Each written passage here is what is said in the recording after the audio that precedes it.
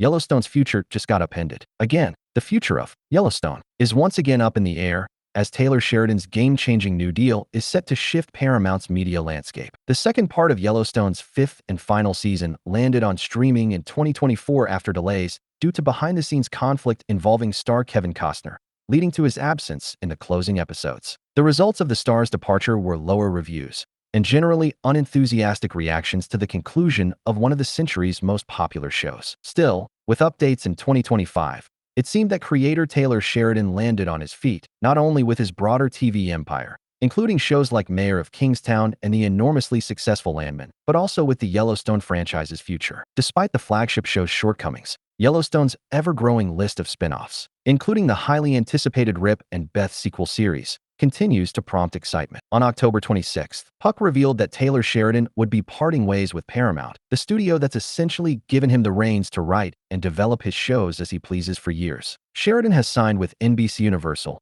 a deal that's set to be fully integrated in 3 years' time, though he'll start working on projects for the company as soon as 2026. This leaves Yellowstone's fate entirely uncertain. What Taylor Sheridan's move means for Yellowstone and other shows. As of now, the future of Taylor Sheridan's Paramount Plus projects remains unclear. It seems doubtful that he would be able to continue working on the various shows following the end of his 2028 Paramount contract, meaning there's a limited window to develop the Yellowstone titles he's planned. There's a chance that his shows could move with him to NBCUniversal, which would be the best-case scenario, though it seems unlikely Paramount would part with its cash cows. So, it's probably worth considering the worst-case scenario for each project. Going through his ongoing projects, the remainder of 2025 will see the rest of Tulsa King Season 3, Mayor of Kingstown Season 4, and Landman Season 2. Despite commonly being associated with it, Sheridan is barely involved with Tulsa King, and Mayor of Kingstown is planning to end with its 5th season. Given the 3-year time span, it seems unlikely that either of these shows would be affected by Sheridan's departure. Landman is much more up in the air,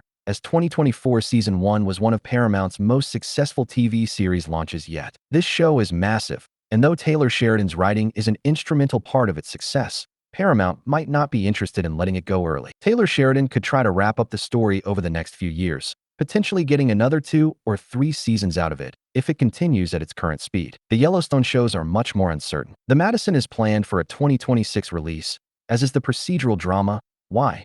Marshals. Sheridan could run the Madison for just 2 or 3 seasons, keeping the story brief like previous Yellowstone spin-offs. Why?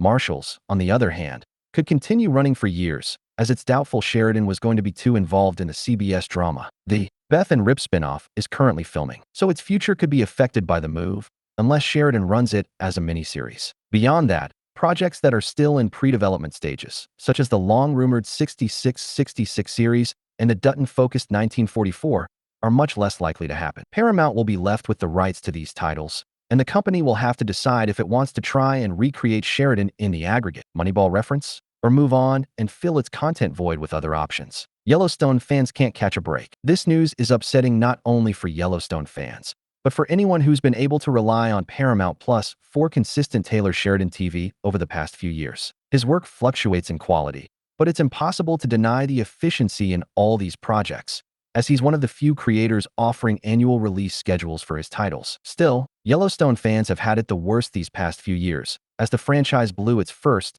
and now might have blown its second chance at TV greatness. The Kevin Costner drama, which recently had developments, has plagued Yellowstone for years, costing the series its lead actor and forcing the final episodes into a contrived narrative. Yellowstone was never going to be on the level of prestige family dramas Succession or The Sopranos, but it had the opportunity to establish a legacy as the 21st century's premier Western title. The spin-off shows would have been a chance to cement that image. Building franchises is common in the 2020s, as practically every popular title in film or television gets the Marvel treatment. But achieving such success with an original Western IP is entirely unprecedented. No one can deny Taylor Sheridan's accomplishments in terms of viewership and entertainment value, and this pivot to NBC is going to be a massive shifting point in his career. Unfortunately, upcoming Yellowstone spin-offs in the remainder of Taylor Sheridan's Paramount deal might end up existing in a strange limbo period separating 2 parts of his oeuvre.